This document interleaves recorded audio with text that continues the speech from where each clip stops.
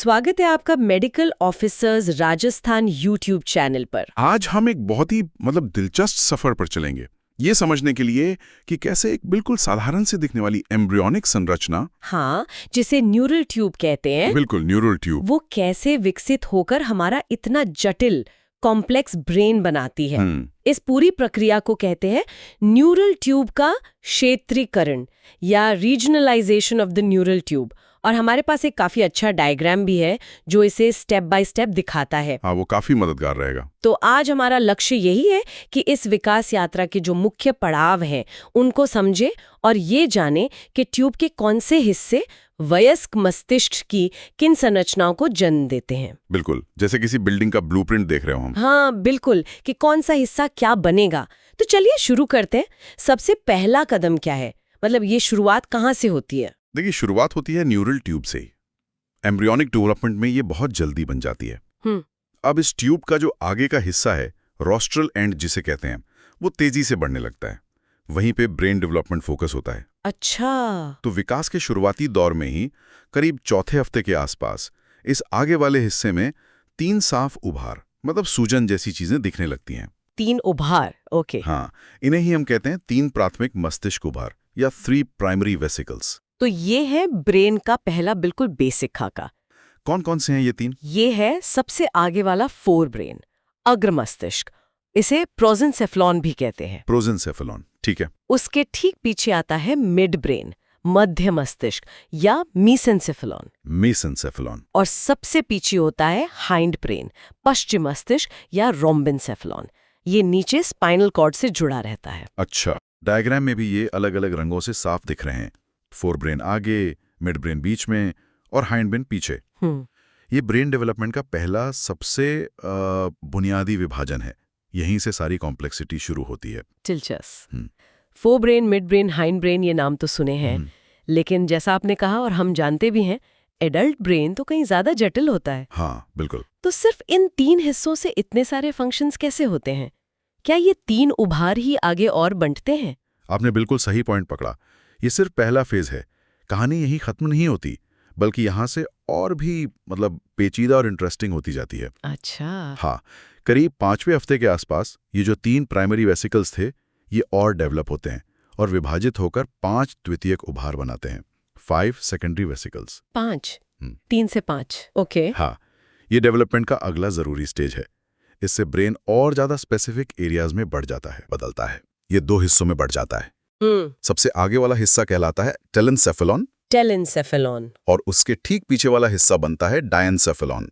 Diagram में आप देख सकते हैं कि फोर ब्रेन से 2 नए रीजन बन रहे हैं। हाँ दिख रहा है।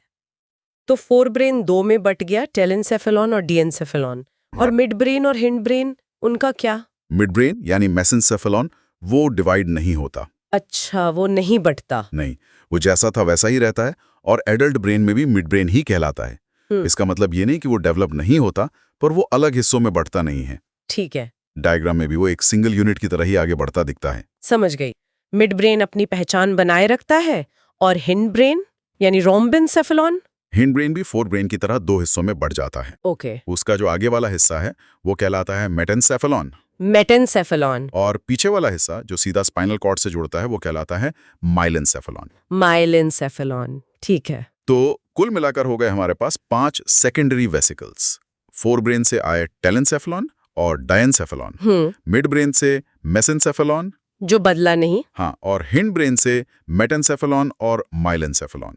5 हो गए। बिल्कुल। डायग्राम में ये 3 से 5 में बंटने का प्रोसेस साफ दिखता है। और यही विभाजन आगे बनने वाले ब्रेन के फंक्शनल एरियाज की नींव रखता है। तो अब हमारे पास ये 5 नाम है, टेलेंसेफेलॉन, डिएंसेफेलॉन, मेसेंसेफेलॉन, मेटेंसेफेलॉन और माइलेंसेफेलॉन। ये एक तरह से ब्रेन डेवलपमेंट के 5 मुख्य चैप्टर हो गए। हाँ, कह सकते हैं। मतलब वयस्क मस्तिष्क में ये 5 हिस्से क्या बनते हैं, हमारे जाने पहचाने ब्रेन के कौन से पार्ट्स इन नामों से जुड़े हैं, और शायद उससे भी जरूरी ये हिस्से करते क्या हैं। बिल्कुल बिल्कुल, यहीं पर डेवलपमेंट का कनेक्शन एडल्ट स्ट्रक्चर और फंक्शन से जुड़ता है। चलिए एक एक करके देखते हैं, जैसा डायग्राम के सबसे राइट वाले कॉलम में दिया है। हाँ बताइए। सबसे पहले टेलेंसेफेलॉन। ये डेवलपमेंट के दौरान सबसे ज्यादा फैलता है, एक्सपैंड करता है और ये एडल्ट ब्रेन के सबसे बड़े और सबसे बाहरी हिस्से बनाता है, यानी हमारे दोनों सेरेब्रल हेमिस्फीयर्स, प्रमस्तिष्क, गोलार्ध। अच्छा, जो सबसे बड़ा हिस्सा दिखता है ब्रेन का। वही। और साथ ही ब्रेन के अंदर गहरे में स्थित बेसल गैंग्लिया भी इसी से बनते हैं। ये वो हिस्से हैं जो हमारी सोच, याददाश्त, भाषा, वॉलंटरी मूवमेंट, चेतना, मतलब हायर मेंटल फंक्शंस के लिए जिम्मेदार हैं। कमाल है। तो हमारे व्यक्तित्व का, हमारी सोच का ज्यादा कंट्रोल यहीं से है। काफी हद तक, हाँ। और इसकी जो अंदर की कैविटी है वो बनती है लैटरल वेंट्रिकल्स, ब्रेन के अंदर सीएसएफ से भरे सबसे बड़े चैम्बर्स। लैटरल वेंट्रिकल्स, ठीक है। तो टेलेंसेफेलॉन वो हिस्सा है जो हमें हम बनाता है।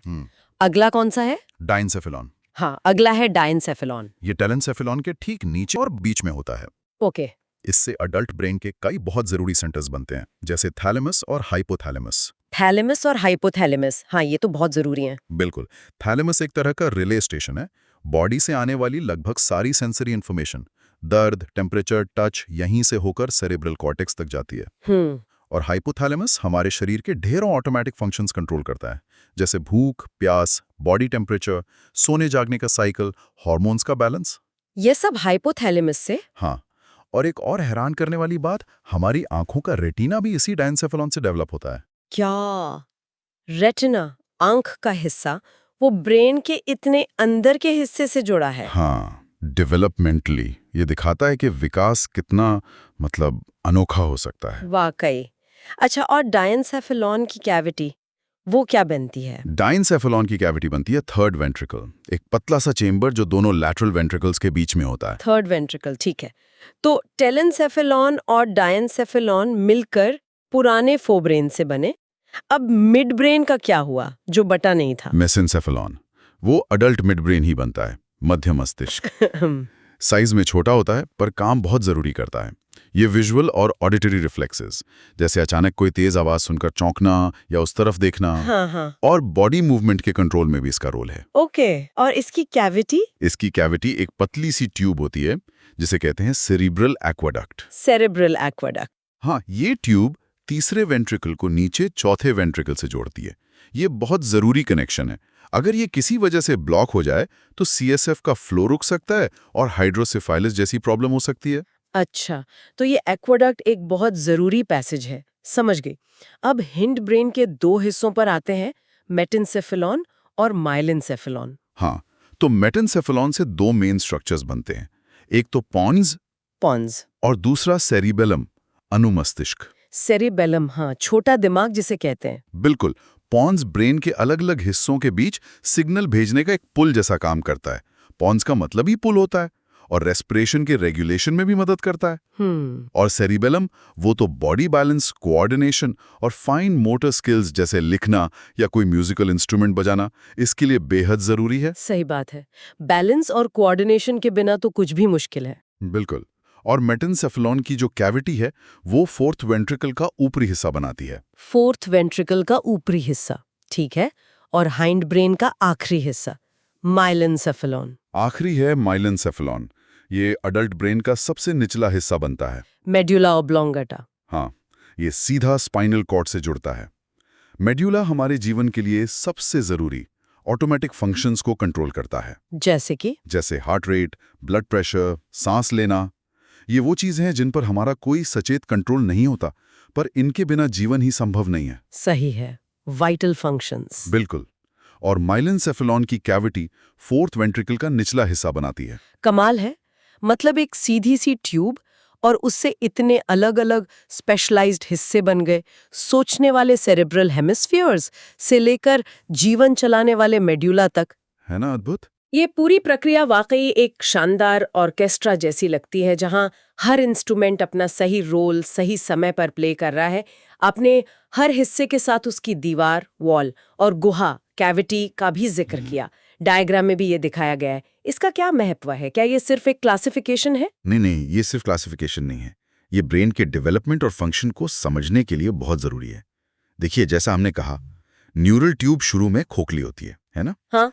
तो जब ये उभार बनते हैं और डेवलप होते हैं तो ट्यूब की जो दीवारें हैं वो मोटी होने लगती हैं। अच्छा। इनमें सेल्स तेजी से बढ़ते हैं, डिफरेंशिएट होते हैं, और यही दीवारें ब्रेन और स्पाइनल कॉर्ड का ठोस नर्वस टिश्यू बनाती हैं। मतलब न्यूरॉन्स, ग्लियल सेल्स जो सारी इंफॉर्मेशन प्रोसेसिंग करते हैं। तो ये दीवारें ही वो अडल्ट ब्रेन के हिस्से बनाती हैं जिनकी हमने बात की, सेरेब्रल कॉर्टेक्स, थैलेमस, सेरेबेलम वगैरह। और वो अंदर का खोखलापन, वो कैविटी, उसका क्या होता है? वो खोखला स्पेस, वो कैविटी, वो गायब नहीं होती, वो भी साथ साथ डेवलप होती है और अडल्ट ब्रेन का वेंट्रिकुलर सिस्टम बनाती है। Ventricular system? हाँ, ये आपस में जुड़े हुए चेम्बर्स हैं, lateral ventricles, third ventricle, fourth ventricle, और इनको जोड़ने वाली नलिकाएं जैसे सेरेब्रल एक्वाडक्ट। अच्छा, ये सब उसी शुरुआती कैविटी से बनते हैं? बिल्कुल।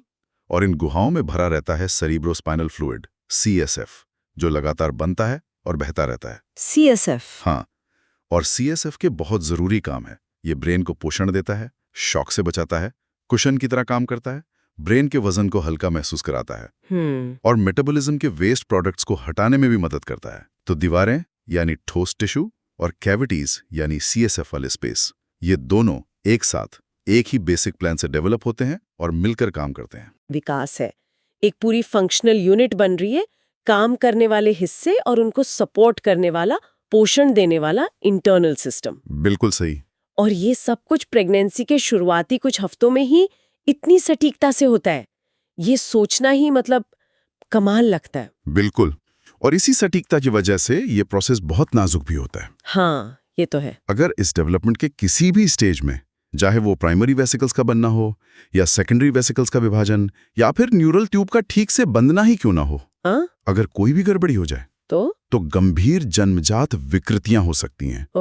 कंजेनिटल मालफॉर्मेशंस, जिन्हें हम commonly neural tube defects NTDs कहते हैं। अच्छा, NTDs? जैसे स्पाइना बिफिडा। हाँ, स्पाइना बिफिडा, एनेंसेफाली, ये सब इसी प्रक्रिया में गड़बड़ी के नतीजे हैं। इसीलिए प्रेगनेंसी में फॉलिक एसिड लेना इतना जरूरी माना जाता है, क्योंकि वो न्यूरल ट्यूब के सही डेवलपमेंट में मदद करता है। तो इस प्रोसेस को समझना सिर्फ एकेडमिक इंटरेस्ट की बात नहीं है, इसका सीधा क्लिनिकल रेलेवेंस है, हेल्थ और मेडिसिन से सीधा संबंध है। ये बहुत जरूरी बात आपने बताई। तो अगर हम आज की चर्चा को समराइज करें, न्यूरल ट्यूब का क्षेत्रीकरण एक बहुत ही व्यवस्थित स्टेप बाय स्टेप प्रोसेस है। ये 3 प्राइमरी उभारों से शुरू होता है, फोब्रेन, मिड ब्रेन, हिंड ब्रेन, जो फिर 5 सेकेंडरी उभारों में डेवलप होते हैं, टीलेंसेफेलॉन, डायेंसेफेलॉन, मेजेंसेफेलॉन, मेटेंसेफेलॉन, माइलेंसेफेलॉन। बिल्कुल। और आखिर में ये 5 उभार एडल्ट ब्रेन के अलग अलग फंक्शनल पार्ट्स जैसे cerebral hemisphere, thalamus, hypothalamus, mid brain, pons, cerebellum, medulla और उनसे जुड़े अंदर के वेंट्रिकुलर सिस्टम का निर्माण करते हैं। एकदम सही सारांश है। याद रखने वाली सबसे जरूरी बात यह है कि ये पूरा डेवलपमेंट हाईली कोऑर्डिनेटेड और प्रिसाइजली टाइम्ड होता है। कोऑर्डिनेटेड और टाइम्ड। हाँ, हर हिस्से को जैसे पता होता है कि उसे क्या बनना है, कहाँ बनना है और कब बनना है। यही कोऑर्डिनेशन हमारे इतने कॉम्प्लेक्स नर्वस सिस्टम की नींव रखता है, जो हमें सोचने, महसूस करने, दुनिया से इंटरैक्ट करने लायक बनाता है।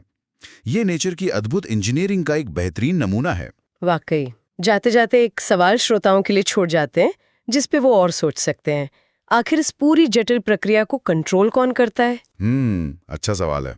वो कौन से मॉलिक्यूलर सिग्नल हैं, कौन से जेनेटिक ब्लूप्रिंट्स हैं जो न्यूरल ट्यूब के एक हिस्से को बताते हैं कि तुम्हें सेरेब्रल कॉर्टेक्स बनना है और दूसरे को कि तुम्हें मेडुला बनना है? हाँ, ये रेगुलेशन कैसे होता है? और कैसे जीन्स और बाहरी एनवायरमेंटल फैक्टर्स जैसे न्यूट्रिशन या कोई इन्फेक्शन मिलकर इस नाजुक डेवलपमेंट को प्रभावित करते हैं? ये समझना कि ये पूरा ऑर्केस्ट्रा कैसे डायरेक्ट होता है, ये आज भी न्यूरोसाइंस और डेवलपमेंटल बायोलॉजी में रिसर्च का एक बहुत एक्टिव और रोमांचक एरिया है। बहुत कुछ जानना बाकी है अभी। बिल्कुल। इस ज्ञानवर्धक चर्चा के लिए बहुत बहुत धन्यवाद।